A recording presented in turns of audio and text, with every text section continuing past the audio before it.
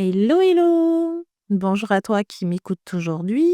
J'ai envie ce matin de te parler du storytelling parce que beaucoup se posent la question de comment être percutant en créant des posts, en créant du contenu. Il est possible simplement d'investir sur une histoire personnelle et tu dois te poser la question, le storytelling, c'est pas pour moi, je ne sais pas quoi raconter. Ah, c'est très simple, je vais te montrer. Le storytelling, c'est pour tout le monde et je vais te dire pourquoi. Parce que si tu t'es déjà dit le storytelling, ce n'est pas pour moi, je ne sais pas quoi raconter, cet épisode est totalement pour toi. Tout simplement parce que ta voix, ton histoire, ta vision ont une place, ils comptent. Donc ce podcast est là pour t'aider à casser les idées reçues que tu peux avoir sur le storytelling déjà et te donner des clés concrètes et surtout te montrer que tout est possible si tu racontes la bonne histoire. Tout d'abord, il faut oublier le mythe qui dit que ce n'est pas intéressant ce que tu as à dire. Quel que soit ce que tu as à dire, c'est forcément intéressant. Tout dépend de la façon, de la formule, de la vision, de la stratégie. Mais ce que tu as à dire est intéressant parce que tu es unique. Beaucoup de personnes pensent que le storytelling, c'est réservé aux écrivains, aux conférenciers, aux entrepreneurs, ceux qui ont la cote, quoi. Mais en fait, libre à toi d'être cette personne. Libre à toi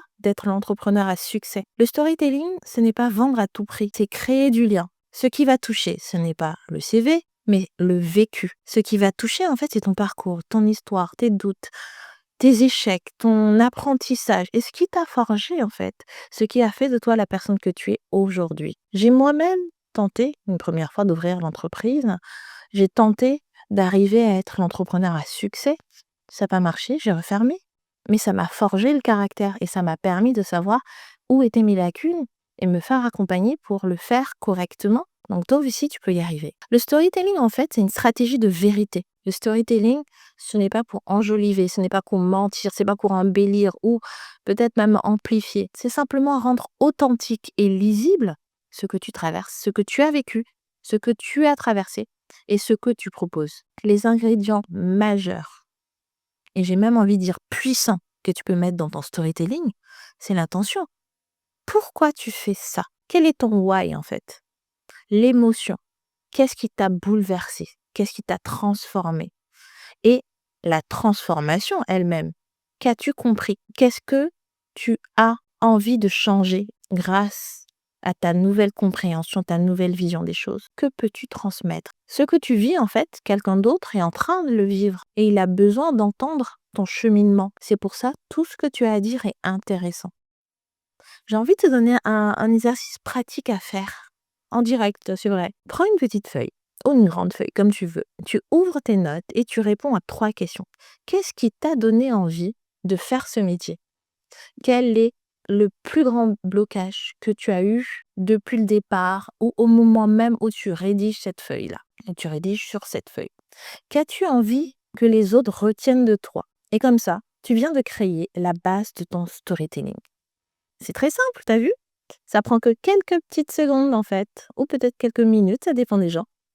Donc, ce que j'ai envie que tu retiennes aujourd'hui, c'est quelques tips qui vont te décomplexer en fait, quelque part. C'est des petites, c'est des petites astuces en fait qui peuvent t'aider. D'abord, tu te dis, je ne parle qu'à une seule personne. Le toi d'avant, par exemple. Tu commences par une émotion, pas par un produit. Tu évites les je suis la meilleure. Et choisis plutôt de dire voici ce que j'ai appris. Utilise des formats courts. Ça peut être des anecdotes, ça peut être une blague. En fait, c'est à toi de choisir. Mais dans ton format, que ce soit un post, un mail, un podcast, choisis des formats courts. Et n'oublie pas d'être régulière. Parce que plus tu seras focus sur ton projet, ton entreprise, ton produit, et plus facilement tu pourras toucher la perfection. Pour conclure, si tu ne sais pas quoi dire, commence par ce que tu ressens. Si tu ne sais pas comment te vendre, commence par te raconter. Et si tu veux aller plus loin, contacte-moi. Je suis Ila Yao de Yao Communication et tu peux me trouver sur LinkedIn ou sur mon site internet yaocommunication.fr. À très bientôt!